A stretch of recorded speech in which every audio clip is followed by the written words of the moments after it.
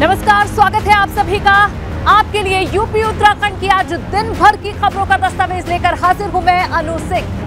10 के दस्तावेज में आज हम आपको दिखाएंगे मुख्तार अंसारी के बेटे अब्बास अंसारी को किस तरीके से बड़ी राहत मिल गई है। साथ ही आपको ये भी बताएंगे कि बांदा में हुए नाव हादसे का सबसे ताजा अपडेट क्या है। आपको दिखाएंगे कहां यूपी में लगे देश विरोधी नारे, यूपी में शहर शहर फिल्म लाल सिंह चड्ढा को लेकर हो रहे विरोध की तस्वीर। साथ ही साथ आपको दिखाएंगे लखनऊ विधानसभा में हुए भव्य सजावट का नजारा।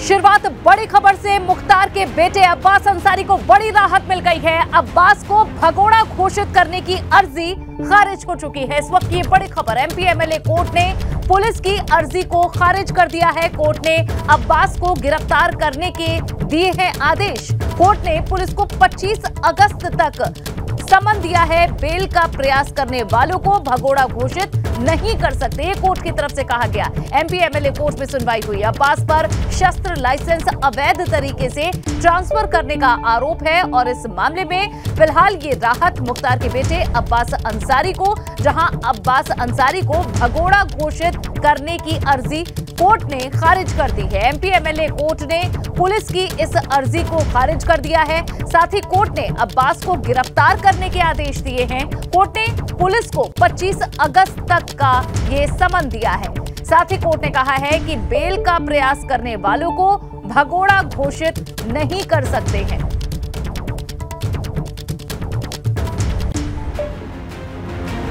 और वहीं बांदा में हुए नाव हादसे से जुड़ी हुई एक बड़ी खबर आपको देते हैं, जहां हादसे में अब तक 4 लोगों की जान चली गई है। 15 लोग अभी भी लापता हैं। 15 लोगों का रेस्क्यू ऑपरेशन जारी है। मौके पर रेस्क्यू ऑपरेशन अभी भी चल रहा है। रात हो चुकी है और ऐसे में रेस्क्यू ऑपरेशन चलाने में खासी दिक्कतों का सामना करना पड़ता है। बता दें कि इस हादसे में 4 लोगों की मौत हो चुकी है।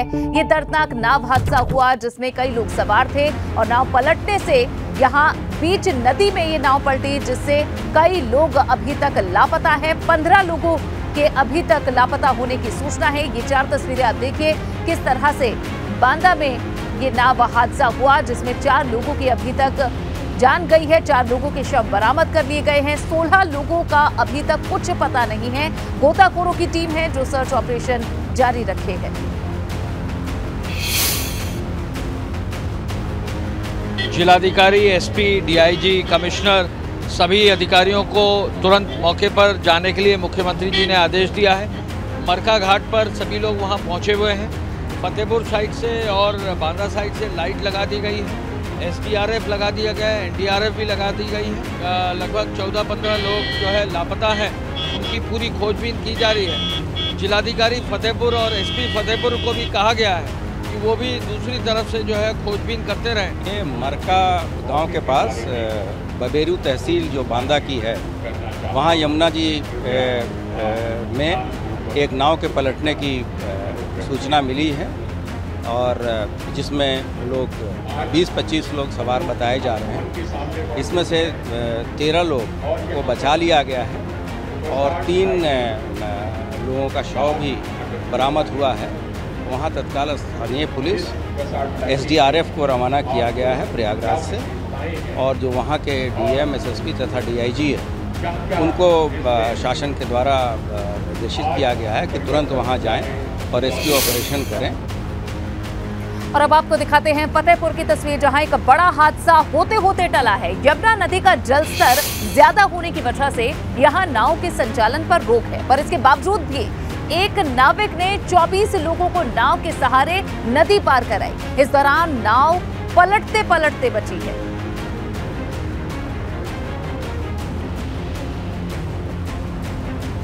ये तस्वीर आप देख सकते हैं किस तरह से क्षमता से ज्यादा ये नाव भरी हुई है और तेज बहाव नदी में है। ऐसे में कभी भी कोई और अब खबर जौनपुर से, जहां मुहर्रम जुलूस के दौरान देश विरोधी नारे लगे और अब इसका भी वीडियो सोशल मीडिया पर वायरल है। आपको बता दें कि पुलिस ने इस वायरल वीडियो के आधार पर एक्शन लेते हुए 4 आरोपियों को गिरफ्तार किया है। 10 अगस्त का ये देश विरोधी नारे वाला वीडियो बताया जा रहा है।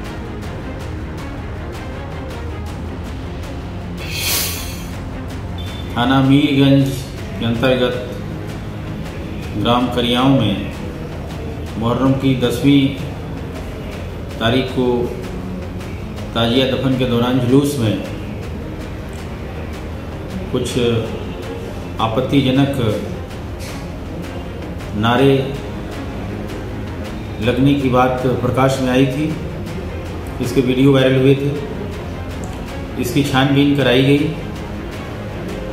तो इसमें इस घटना को अंजाम देने वाले लोगों को ट्रेस किया गया, उनकी पहचान की गई और चूँकि यह कार्य आपत्तिजनक और अवैध था, इसलिए इसमें समुचित धाराओं में अभियोग पंजीकृत करते हुए इसमें संलिप्त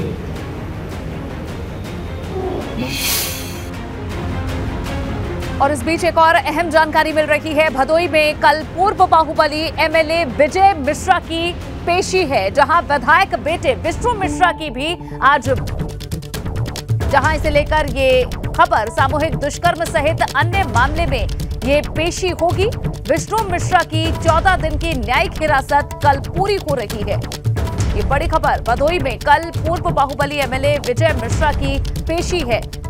सामूहिक दुष्कर्म सहित अन्य मामले में ये पेशी होनी है। विष्णु मिश्रा को 14 दिन की न्यायिक हिरासत में भेजा गया था और ये न्यायिक हिरासत कल पूरी हो जाएगी। देखना होगा कि कोर्ट इस मामले में क्या फैसला लेता है। न्यायिक हिरासत खत्म होने के बाद फिर से पेशी होनी है भदोई में। ये कल पूर्व बाहुबली एमएलए विजय मिश्रा की पेशी है। विधायक बेटे विष्णु मिश्रा की भी पेशी होगी। सामूहिक दुष्कर्म सहित अन्य मामले में पेशी होनी है। बता दें कि विष्णु मिश्रा की 14 दिन की न्यायिक हिरासत पूरी होने जा रही है और अब इस मामले में कल सुनवाई होगी। कोर्ट का आगे क्या फैसला होता है, इसी पर सबकी निगाहें टिकी है। भदोई में पूर्व बाहुबली एमएलए विजय मिश्रा की पेशी है कल। और रोहित हमारे संवाददाता ज्यादा जानकारी देंगे। रोहित, क्या संभावित है कल की इस पेशी को लेकर? बाहुबली जो पूर्व विधायक रहे हैं विजय मिश्रा, कल उनको आगरा सेंट्रल जेल से बनाया जाएगा और सुबह उनकी पेशी है यहाँ न्यायालय में। और उनके पुत्र जो 1 लाख के इनामी थे, जो फरार चल रहे थे पिछले 2 साल से, उनकी गिरफ्तारी हो गई थी, जिसे न्यायालय ने 14 दिन में जेल भेज दिया था। कल उनकी भी रिमांड मियाद पूरी हो रही है, उनकी पेशी होनी है और वो तो कल पेशी के बाद ही दिया जाएगा। जी। और रोहित, कल ये कितने बजे पेशी होगी? जी, बता कि ये लगभग 11 से 12 सूत्रों की जानकारी पहले पूर्व विधायक की पेशी की जाएगी, फिर उनकी पेशी कराई जाएगी। मैं बता दूं कि जो वाराणसी में एक महिला थी जिसके साथ दुष्कर्म किया गया था, उसमें उस लोग की बाप बेटे की पेशी होनी है। जी, शुक्रिया रोहित इस पूरी जानकारी के लिए। तो कल तकरीबन 11-12 बजे ये पेशी होनी है। बढ़ेंगे आगे। फिरोजाबाद में सिपाही मनोज कुमार शर्मा का एक वीडियो वायरल हुआ था, जिसमें वो मेस के खाने पर सवाल उठा रहा था। अब सिपाही ने आरोप लगाए हैं कि मुझे पुलिस वाले पागल घोषित करना चाहते हैं, मुझे आगरा ले जाकर मेरा मेडिकल कराना चाहते हैं। सिपाही ने अब सीएम से गुहार लगाई है, सिपाही को अच्छा खाना दिया जाए, ये उनकी मांग है।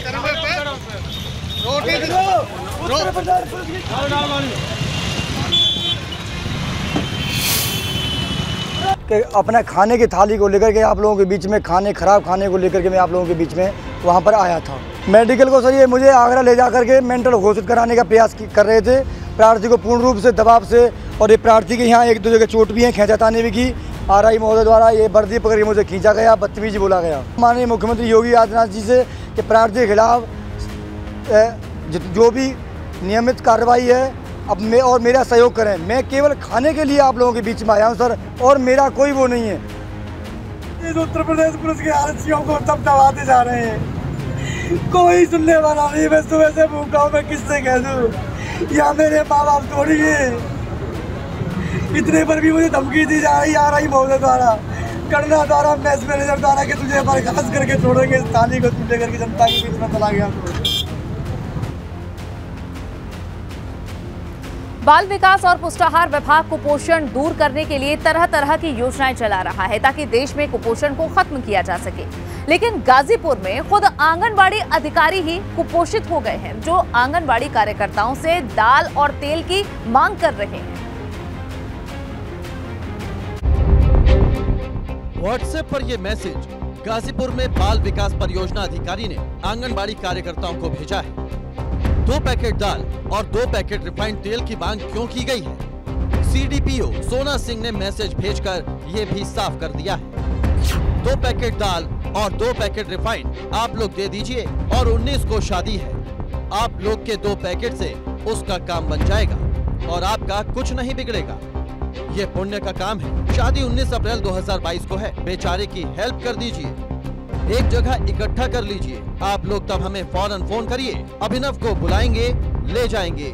ठीक। शहर परियोजना की सीडीपीओ पर आंगनबाड़ी कार्यकर्ताओं से 2 पैकेट दाल और 2 पैकेट तेल मांगने का आरोप है।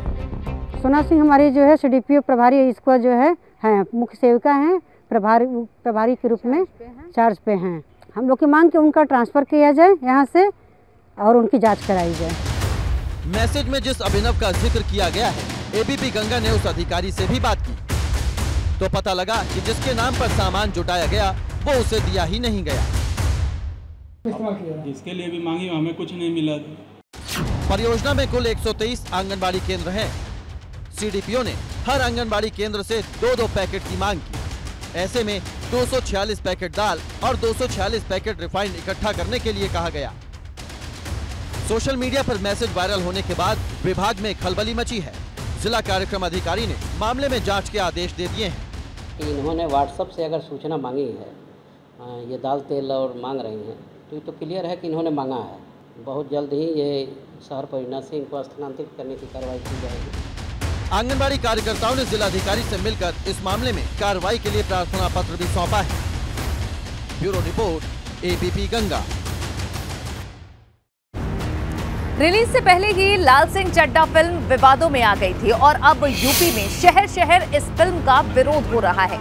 आपको 2 तस्वीरें दिखा रहे हैं। पहली तस्वीर गोरखपुर की है। यहाँ विश्व हिंदू महासंघ ने फिल्म का विरोध जताते हुए फिल्म के पोस्टर फाड़ दिए। वहीं वाराणसी में नातन रक्षक सेना ने, इनके लोगों ने इस फिल्म का विरोध किया है। 2 तस्वीरें आप देख सकते हैं गोरखपुर और वाराणसी में किस तरह से आमिर खान की फिल्म लाल सिंह चड्ढा का विरोध किया गया है। पोस्टर इस फिल्म के फाड़े गए हैं, इसके खिलाफ नारेबाजी की गई है।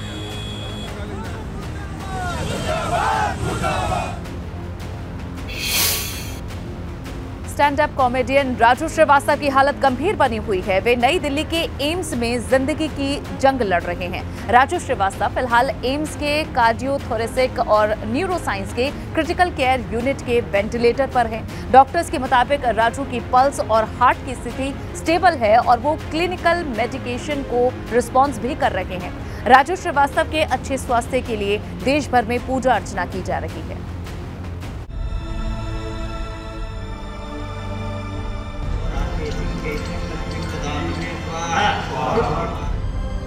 देश के सबसे मशहूर कॉमेडियन राजू श्रीवास्तव अस्पताल में है, जहां उनकी हालत काफी नाजुक बताई जा रही है। राजू श्रीवास्तव के सेहतमंद होने के लिए कानपुर के किदवई नगर में उनके बचपन के दोस्तों ने हवन पूजन किया और जल्द सेहतमंद होने की कामना की। हम लोगों ने यहाँ पूजा की, पाठ किया और हवन पूजन किया है। ईश्वर से कामना की है कि जल्दी स्वस्थ होकर घर आए, हम सबके बीच में आए और पहले की तरह हमको हंसाते रहे। आज जिस तरह से रुला रहे हैं वो हम लोग को हंसाने के लिए फिर से हम सबके बीच में आकर के इसी तरह इसी मंदिर में या अपने घर में हम लोग के बीच में आए। राजू श्रीवास्तव को ट्रेडमिल पर दौड़ते वक्त हार्ट अटैक आया था। उनके सीने में अचानक दर्द उठा और वो नीचे गिर गए थे। इसके बाद उन्हें फौरन अस्पताल ले जाया गया। एम्स में भर्ती होने के बाद सीएम योगी आदित्यनाथ ने राजू श्रीवास्तव के परिवार वालों से फोन पर बातचीत की, उनकी पत्नी से हालचाल लिया। साथ ही उनकी पत्नी को मुख्यमंत्री ने हर संभव मदद का आश्वासन भी दिया है। रक्षा मंत्री राजनाथ सिंह ने भी राजू श्रीवास्तव के स्वास्थ्य के संबंध में एम्स के निदेशक डॉक्टर रणदीप गुलेरिया से फोन पर बातचीत की है। देश के सबसे सफल स्टैंड अप कॉमेडियन में से एक राजू श्रीवास्तव यूपी की फिल्म विकास परिषद के वर्तमान अध्यक्ष भी हैं, जिनके सलामती के लिए करोड़ों फैंस इस वक्त दुआएं कर रहे हैं। Bureau report, ABP Ganga. पूरी दुनिया में बनारस के घाट पान और यहाँ का खान पान मशहूर है। बनारसी मिठाई की दीवानगी तो देश विदेश के लोगों के सिर चढ़कर बोलती है। बनारस की एक खास मिठाई केवल अपनी खास मिठास के लिए ही विख्यात नहीं है, बल्कि इसका ताल्लुक आजादी की लड़ाई से भी है। आजादी के अमृत महोत्सव के मौके पर इस मिठाई को जीआई रजिस्ट्रेशन के लिए भेजा गया है। देखिए हमारी स्पेशल रिपोर्ट।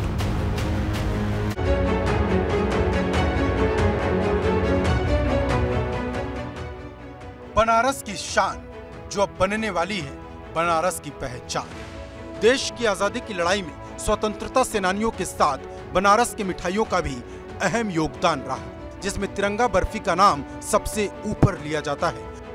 अब इसी तिरंगा बर्फी को आजादी के अमृत महोत्सव पर जीआई रजिस्ट्रेशन के लिए भेजा गया है। एक वर्ष में 75 जीआई फाइल करेंगे, जिसमें सपोर्ट करेंगे उसके लिए।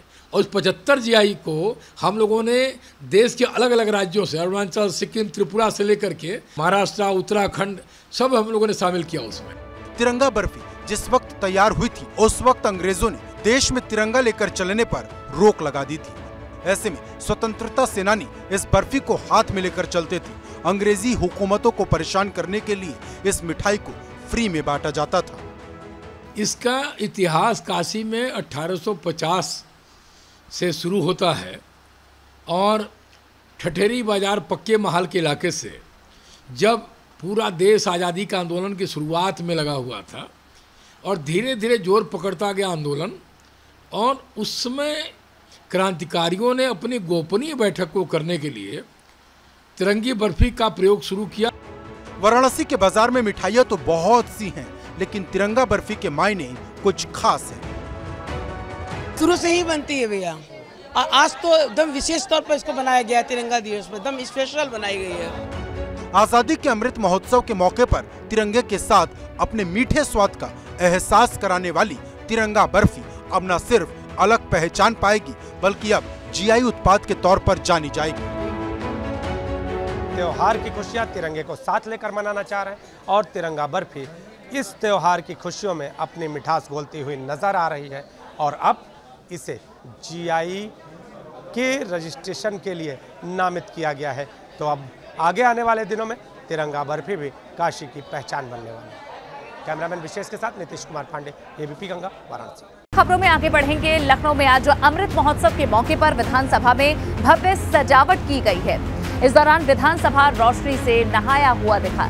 सीएम योगी भी इस लाइटिंग को देखने के लिए पहुंचे। विधानसभा अध्यक्ष सतीश महाना भी इस कार्यक्रम में शामिल हुए। देखिए हमारे संवाददाता अनुभव शुक्ला की ये खास रिपोर्ट। आज़ादी के अमृत महोत्सव के तहत जो ऐतिहासिक इमारतें हैं, पौराणिक इमारतें हैं, उनके सौंदर्यीकरण का काम किया जा रहा है, लाइटिंग की जा रही है। और इसी के तहत ये जो विधानसभा भवन है लखनऊ में, यहाँ डायनेमिक फसाड लाइट जो है वो लगाई गई है, जिसका आज मुख्यमंत्री ने उद्घाटन किया। और आप तस्वीर देखिए किस तरीके से ये जो विधानसभा है, इसकी जो इमारत है वो इस लाइटिंग में जगमगा रही है। और यहाँ देखिए किस तरीके से ये जो नज़ारा है वो देखने को मिल रहा है। और ये फसाड लाइटिंग आज से शुरू हुई है। डायनेमिक फसाड लाइटिंग अगर इसे हम कहें तो वो ज़्यादा बेहतर रहेगा, क्योंकि ये उसी तरीके से कुछ फसाड लाइटिंग की गई है जैसा कि संसद भवन पर, राष्ट्रपति भवन पर की गई है। और मुख्यमंत्री ने कहा कि अभी तो यहाँ पर ये फसाड लाइटिंग की गई है, और इसके अलावा लोक भवन पर भी, सचिवालय के अन्य जो इमारतें हैं वहाँ पर भी इसी तरीके से ये फसाड लाइटिंग की जाएगी।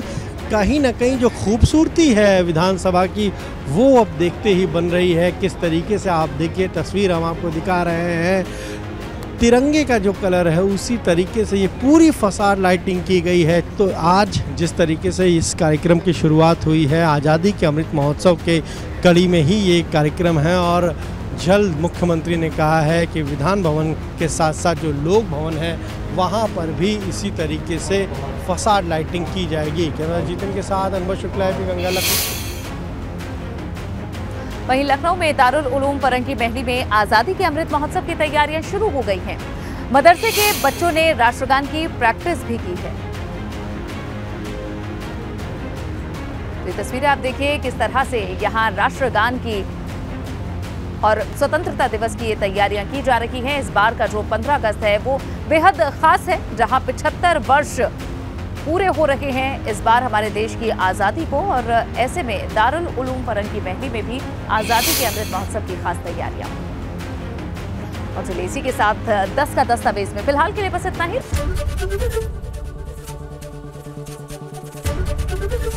एबीपी गंगा, खबर आपकी, जुबान आपकी।